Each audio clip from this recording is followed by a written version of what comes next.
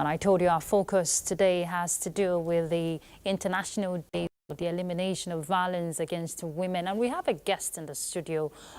Let's welcome Godiya Ezeagwula. She is a gender activist. Thank you so much for joining us. Thank you for having me. All right, it's really scary when I saw the slogan, #No excuse. Every 10 minutes, you know, a woman is killed because of violence. Share your perspective for us looking at a country like Nigeria, where we see this scaring trend keeps happening. You know, in Nigeria, it has been a problem because of the societal norms in Nigeria that also encourage these things, in the sense that women are seen as second-class citizens, you know, and they don't see women as if they bring a lot to the table. So it also enhances these crimes and issues. But the truth of the matter is women play a significant role in Nigeria. So we are advocating for more inclusion for women, for the girl child. We feel if they are educated, if they are trained, if they learn and unlearn things that the society has taught them, it will go a long way in fighting some of these vices. Another thing is, if they see a lot of these perpetrators being brought to justice, they are using them, making examples of them, it will also help the girl child or the female child to feel, you know, safer, and will be able to be willing to come out for many things. Because most women, they are okay with their lane, they are okay where they are. They just don't want, you know, to be out there. They don't want to be seen as they are extremely loud, they are too forward, no wonder they are not married, no wonder you're single. You know, all these things has a lot to do with the emotional state of the woman. So if these things can be, you know, we can sensitize the community, make it louder. We're already trying, but if we could put more women in offices, more women out there, encourage them, support them, it will go a long way in fighting these issues. You know, we have laws. We have the VAP Act. We have different laws against violence, violence against women or sexual violence. But the question is actually from the victims themselves. You just talked about, you know, these women not coming out. That's the conspiracy of silence that we always hear about. How, you know, can advocates like yourself and other associations who are pushing this campaign, how can they encourage women to speak out? Because that's where it starts from. I think when we raise more survivor advocates, you know, I've been here, I've gone through this, we give them a voice, we support them, we make people see that they are doing well, whatever their hopes and dreams in life is, we help them to achieve it, and people see that, okay, this person came out, she has been abused or she was almost killed, and she's now rendering her voice to the society, to other women. When we make examples, we make them icons, you know, idols, if I must say. It will also encourage the other women to want to come out, come forward. And if we also, you know, another issue we face is that they are stigmatized. Some of them will be saying, okay, no wonder you were raped, or no wonder you were abused, see what you're wearing, see where you went to, why did you go here? If we start encouraging them to speak and not shame them, not accuse them, not judge them, it will go a long way to know that no matter what I have done or what I was wearing, where I went to, I have the right to still feel safe in my country. So if we make examples of them, empower them, train them, teach them, you know, to value themselves, to be advocates, to be ambassadors, it will go a long way to helping other women speak out. Fantastic, because we all have a piece of our stories, right? But let's talk about taking these campaigns to secondary schools, you know, educating the girl child to understand that certain things are not permissible. The school is very important because that's where their ideologies start forming from, you know, through peers, through friendships.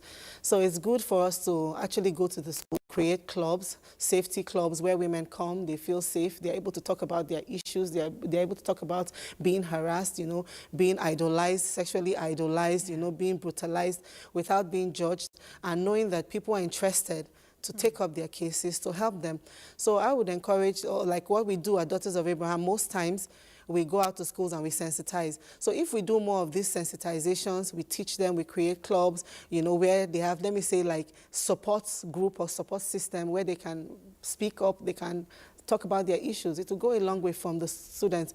In fact, down to secondary school, JSS, primary schools, you hear girls already being abused, you know, they're already being molested at that tender age. So if we can catch them young by sensitizing the teachers, the school, the educational community, it will go a long way. So where's the place of society in all of these? Talking about their policies, but implementation has always been a question. So how can, advocates like yourselves, NGOs, civil society groups, look into that aspect to ensure that there is a strong legal framework to protect these women?